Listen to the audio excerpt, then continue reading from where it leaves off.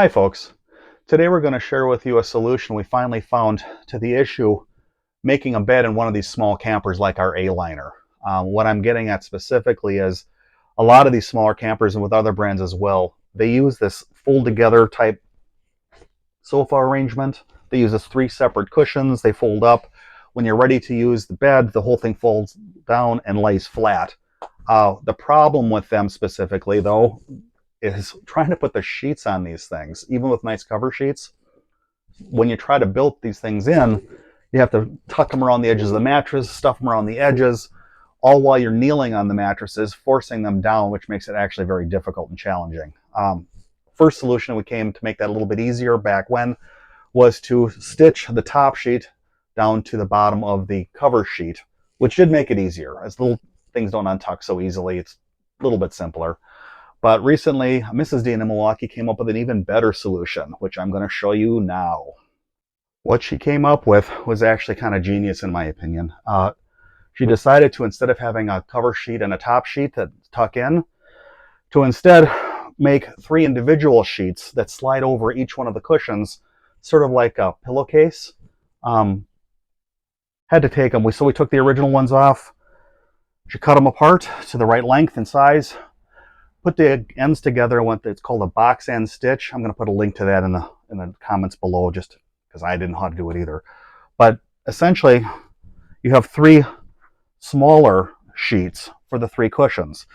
Noticing one of them is a different color, that's because it wasn't enough material on the original sheets to do the final smallest of the 3 cushions. So we bought a spare sheet at the store. Inexpensive. It didn't match colors, of course, but don't care.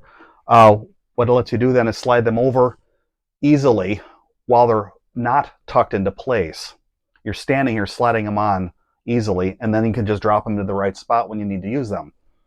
Another advantage to that is that if we need to turn this into a couch while we're camping, all we have to pull off is the cover sheet and the quilt and fold this up, and we have a couch on the spot without tearing everything apart. And when we're all done in the end of the evening, fold it all flat again.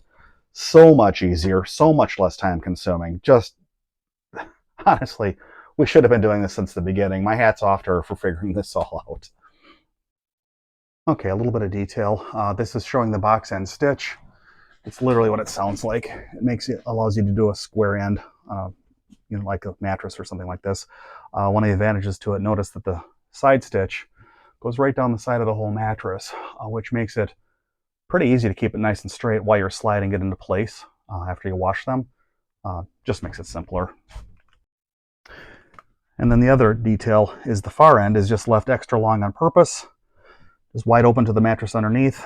And when you want to put it down into place, you just tuck it underneath and drop it in. And look at that. All 3 mattresses in place. The other thing to keep in mind when you're stitching these up is to make them relatively snug as they slide over the mattress. You don't want a lot of extra fabric. It keeps it from bunching up and getting loose. Just stays tight by itself. Nice soft bed. Kind of tired. Maybe I'll just grab a pillow and take a nap. Till next time.